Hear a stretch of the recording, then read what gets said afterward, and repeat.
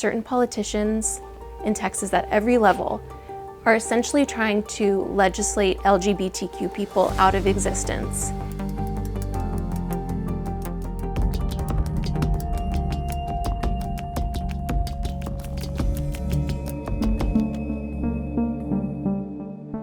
Book bans are sweeping across America. A school district here in the town of Granbury in Texas has tried to impose one of the most severe bans in the country. These bans have torn families apart, turned school board meetings into chaos, and even brought an investigation from the Department of Education. Granbury is such a beautiful town. I want to say I love living here, but living here as an individual who is queer, it's not exactly the friendliest. In fact, if anything, I would say this community is quite hostile towards queer people.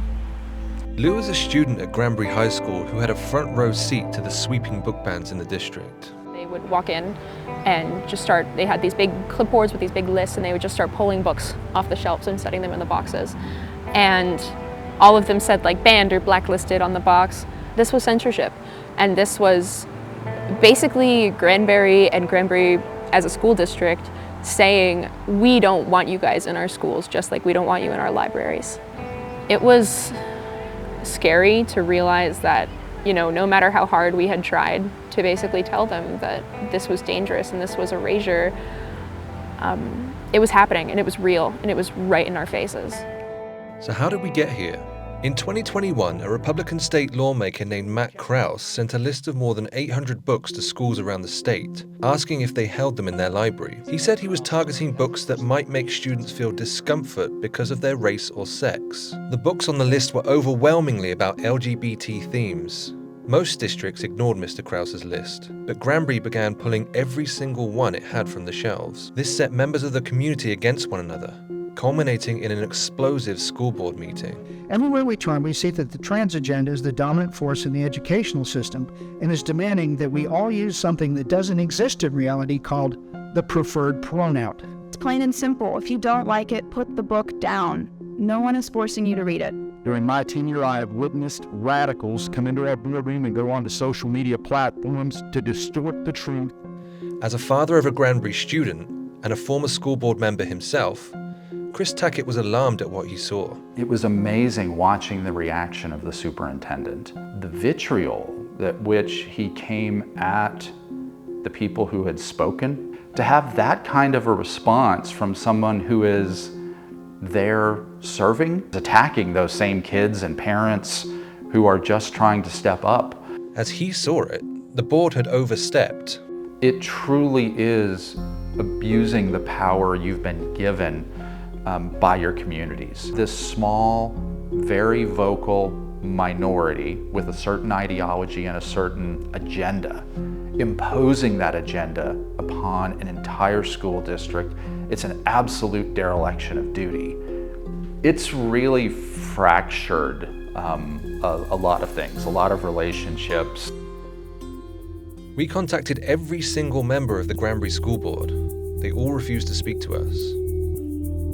In public, these board members insisted they were trying to protect students, but a leaked audio of Superintendent Glenn speaking to librarians revealed something much more sinister. They want to get more information about how to become transgender or sex. Go to the public library. There's no place for it in our libraries. Chloe Kempf is a lawyer at the American Civil Liberties Union, which filed a lawsuit against the Granbury School District. So our complaint alleged that the district, Granbury ISD, through its superintendent's comments and also the book removals, created a pervasively hostile atmosphere in the district for LGBTQ students, and that violates federal law. When LGBTQ students hear the top person in their district making these disparaging comments, and they see books that reflect themselves being censored, it sends them a very powerful message that they are not welcome in the district and that their identities should be hidden. Certain politicians in Texas, from school boards all the way up to the Texas State House, are essentially trying to legislate LGBTQ people out of existence. If you could sit down across the table from the people that are pushing these book bans and try to change their minds, what would you say? I would say listen to the students. When you hear students talk about the books that they love and why, it's very clear that they find safety in the books. And I wish lawmakers at every level would listen to that a little bit more deeply. The bans not only divided a town, but families too. In a Dallas bookshop, we met Weston.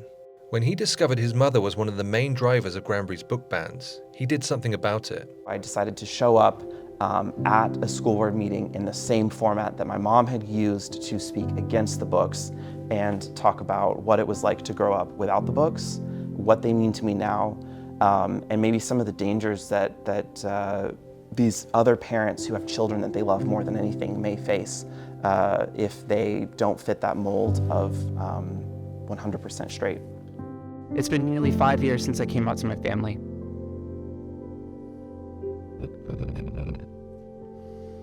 I'm not allowed to join in family celebrations or holidays, or be a part of my 8 younger siblings' lives, solely because I'm not straight. I believe my parents' response is due to a lack of education and representation afforded to them during their early years. This left them confused, and their confusion led to fear, and their fear has led to a family brutally torn. Yes, Weston's right. We read the Bible cover to cover, but we never had sexually explicit. Just as an example, you know, in the scripture it says Adam knew Eve. That's not the same as saying he stuck his dick in her body, and that's what you've got in your library. Listen, that's what you've got, y'all.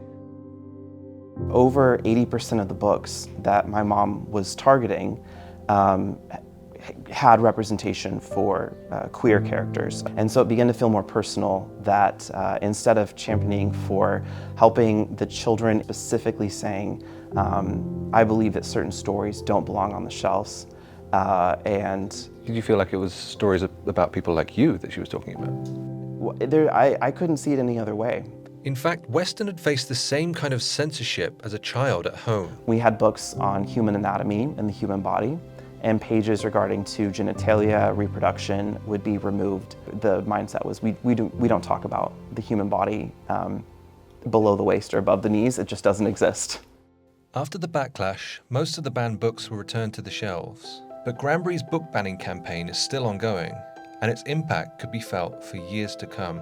Granbury is full of hate, and I fear that after I'm not under the protection of the school during my day anymore, I may be an easy target.